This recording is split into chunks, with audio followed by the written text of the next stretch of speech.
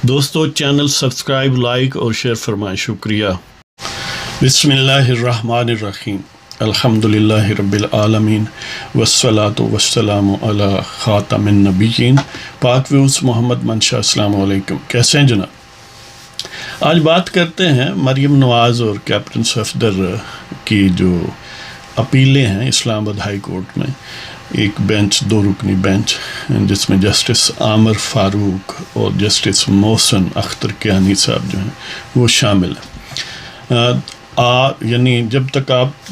تک یہ پروگرام پہنچے گا ظاہر ہے 3 تاریخ ہو چکی ہوگی، لیکن بہرحال یہ 2 تاریخ کو یعنی 2 سپٹمبر کو یہ ہیئرنگ تھی، اور اس میں یہ تو آپ سن چکے ہوں گے کہ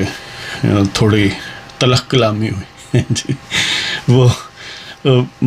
میری ایک نظم ہے ضمیر کا مرگھاٹ، آپ نے بہت سارے دوستوں نے وہ سنی ہوگی، پروگرام اس کا اپلوڈڈ ہے، یعنی کاروبار عدل کے نفع کو پلاٹ کہتے ہیں۔ تو وہ نفع جو ہے ظاہر ہے بڑا حقیقی محرک ہے، موٹیو ہے، وہ ایک استعارہ ہے، اس کا مطلب یہ نہیں ہے کہ صرف پلاٹ یا اس کے علاوہ اور کچھ نہیں ہے کہ سمپلی پلاٹ ہی ہے، یعنی مطلب یہ ہے کہ کوئی جو پرسنل ایگرینڈائزمنٹ ہے وہ in kind who, in cash ہو، یا مرتبے اور عہدے کی صورت میں ہو۔ یہ یعنی ہوا یہ، چلو اس کو کنٹیکسٹ میں رکھنے کے لیے، کہ جب ہیئرنگ سٹارٹ ہوئی، یعنی ان کی جو انہیں سزا ہوئی تھی ایون فیلڈ ریفرنس میں، اس کے خلاف جو اپیل ہے ان کی، اور ساتھ نیب کی بھی اپیل ہے کہ ان کی ضمانت کے خلاف آپ سمجھ لیں، تو وہ جب یعنی کیس جو ہے وہ سٹارٹ ہوا تو امیڈیٹلی مریم نواز اور کیپٹن صفدر وہاں نہیں پہنچے ہوئے تھے، تو ان کے متعلق استفسار کیا گیا کہ کہاں ہیں، تو پتہ یہ چلا کیپٹن صفدر جو ہیں وہ شاید مسجد میں ہیں اور ابھی آیا ہی چاہتے ہیں جی، اور مریم نواز بھی آن دا وے ہیں اور 2-4 منٹوں میں پہنچ جائیں گی۔ تو بہرحال مریم پہنچ گئی، اور جب پہنچی تو فطرتاً وہاں پر بہت سارے لوگ ہوتے ہیں، اور ظاہر ہے ایک یعنی سیاسی کوئی بھی شخص ہو تو اسے مجبوراً بھی بولنا پڑتا ہے، تو بہرحال اس نے السلام علیکم کہا۔ تو جسٹس صاحب جو ہیں ان کی طب نازک پہ یہ گراں گزرا، اور دھمکی آمیز لہجے میں انہوں نے یہ فرمایا کہ پہلے تو ہم ضمانت کی کینسلیشن نہیں سن رہے تھے، اب لگتا ہے کہ آپ کی ضمانت کی کینسلیشن بنتی ہے، یا ان کا نیب کی اب جو آرگومنٹ ہے وہ ویلڈ ہے، کیونکہ آپ کو کورٹ کے احترام کا نہیں پتہ۔ حالانکہ پاکستان کے عوام کو کورٹ کے احترام کا پتہ ہے کہ یہی جج تھے عامر فاروق صاحب جنہوں نے 2-2.5 سال فیصل واڈا کی کے خلاف جو ان کی وہ شہریت والا معاملہ تھا اس کو پینڈنگ رکھا، اس لیے کہ وہ یعنی امیجن کریں کیا ٹائمنگ ہے کہ ایک طرف قومی اسمبلی میں ووٹ ڈالنے تھے، ظاہر ہے سینٹ کا الیکشن تھا، تو ان کو یہ بھی موقع دیا گیا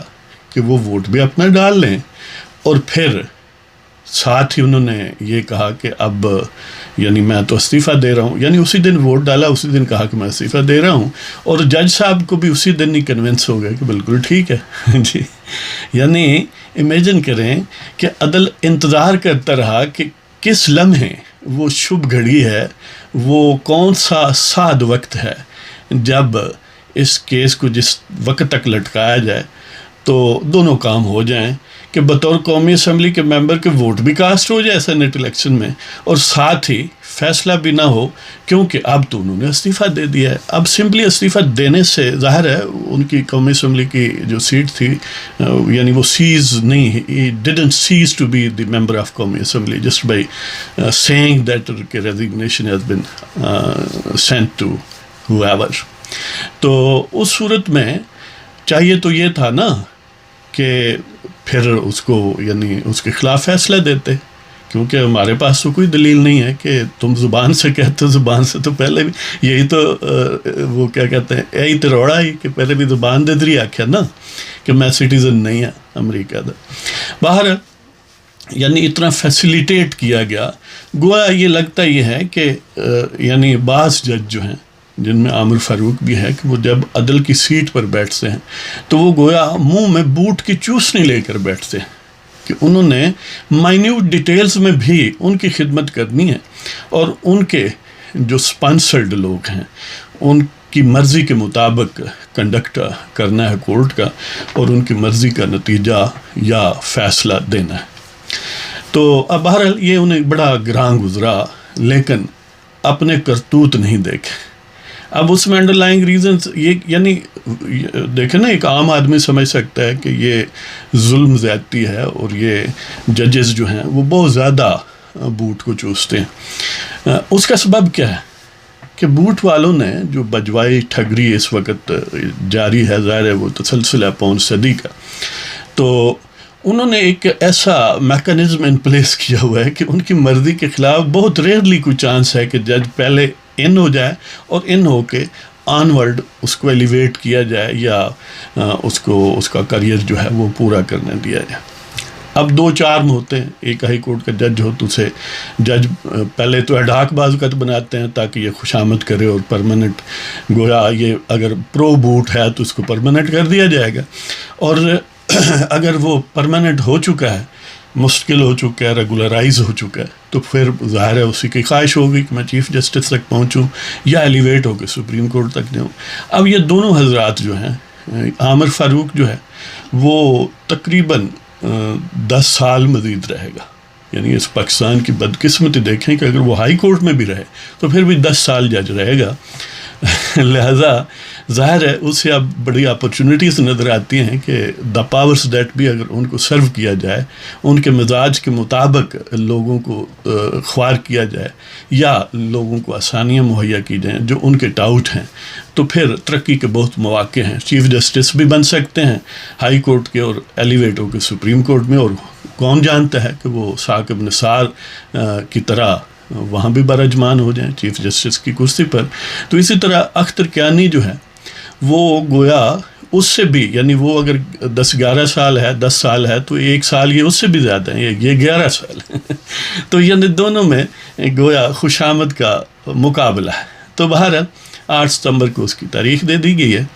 اور یہ کہا گیا ہے کہ اسٹرکٹلی یہ بہت ڈیلے ہو گیا ہے اور اس پر آرگومنٹ فوراً سٹارٹ کریں وغیرہ وغیرہ. یعنی ایک طرف سیدھا سادہ کیس تھا نائلی کا کہ اس نے جھوٹ بولا ہے یہ سٹیزن تھا لیکن اس نے کہا کہ نہیں ہے تو وہ وہاں کچھ نہیں ہے اور ان کو بالکل جس طرح آئیڈیل ہوتے ہیں اور پھر یہ کہتے ہیں کہ وہ آئے نہیں ہیں یعنی اپیلانٹس جو ہیں تو وہ اس نے بے شمار 2-2.5 سال میں بہت ساری پیشیاں یعنی تاریخیں پڑھتی ہیں ہیئرنگ جو ہے وہ فکس ہوتی ہے لیکن وہ ریئرلی خود آیا ہے ورنہ وکیل اور پھر چند دنوں بعد ایک نیا وکیل اور ظاہر ہے وہ کی آخد نے کہ چورنڑ ملی ایسی ہوں پہلا لفظ نہیں آخد کہ جیسا رند نہ ہو جائیں جی. تو باہر یہ جو ایک کشمکش ہے جی